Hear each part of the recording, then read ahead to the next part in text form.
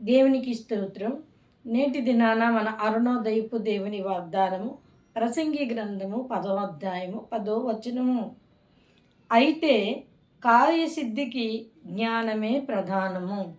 హల్లెలూయా. ప్రియమైన దేవుని బిడ్డ, ఇక్కడ దేవుని లేఖనం ఏమని సెలవిస్తుందంటే, అయితే కార్యసిద్ధికి జ్ఞానమే ప్రధానం. నీవేదైనా కార్యాన్ని తలపెట్టావా? ఆ కార్యమును జరిగించాలంటే నీకు దైవ జ్ఞానము అవసరమైనది.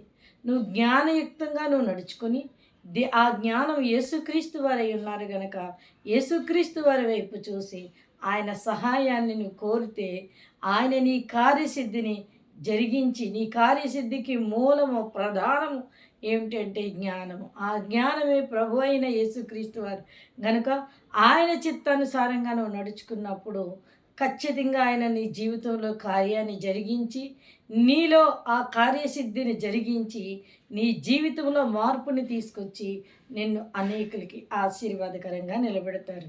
కనుక అరుణోదయాన లేచిన వెంటనే ప్రార్థన చేసుకొని ఈ వాగ్దానాన్ని పట్టుకొని నీ జీవితాన్ని ప్రారంభించు.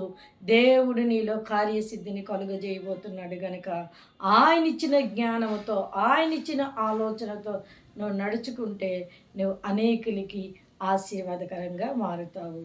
దేవుడు నిన్ను దీవించి ఆశీర్వదిస్తారు. ఆమేన్.